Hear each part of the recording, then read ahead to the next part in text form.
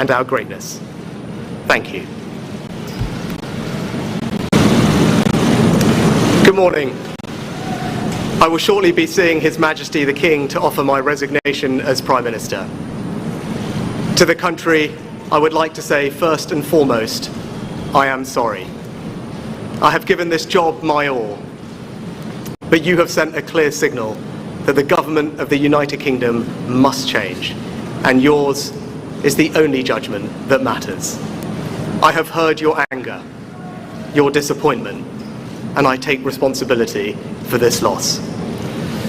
To all the Conservative candidates and campaigners who worked tirelessly but without success, I am sorry that we could not deliver what your efforts deserved. It pains me to think how many good colleagues who contributed so much to their communities and our country will now no longer sit in the House of Commons. I thank them for their hard work and their service.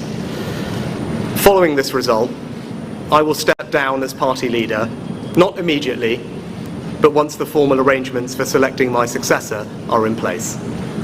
It is important that after 14 years in government, the Conservative Party rebuilds, but also that it takes up its crucial role in opposition professionally and effectively. When I first stood here as your Prime Minister, I told you the most important task I had was to return stability to our economy. Inflation is back to target, mortgage rates are falling, and growth has returned.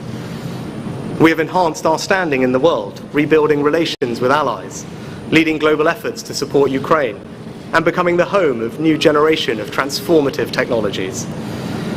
And our United Kingdom is stronger too, with the Windsor Framework, devolution restored in Northern Ireland, and our union strengthened. I'm proud of those achievements. I believe this country is safer, stronger, and more secure than it was 20 months ago. And it is more prosperous, fairer, and resilient than it was in 2010.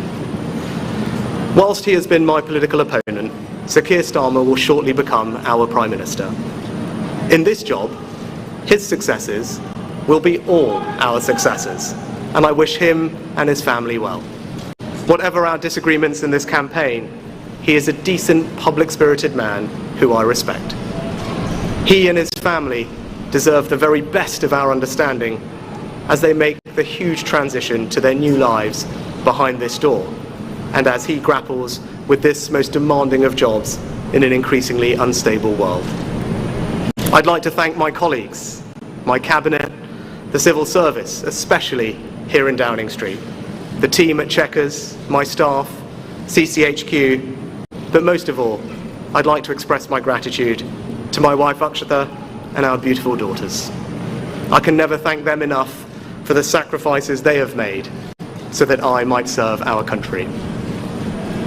One of the most remarkable things about Britain is just how unremarkable it is that 2 generations after my grandparents came here with little, I could become Prime Minister, and that I could watch my 2 young daughters light Diwali candles on the steps in Downing Street.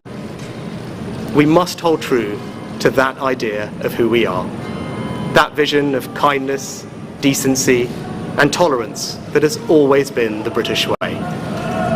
This is a difficult day, at the end of a number of difficult days.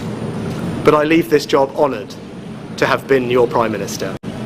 This is the best country in the world, and it is thanks entirely to you, the British people, the true source of all our achievements, our strengths, and our greatness.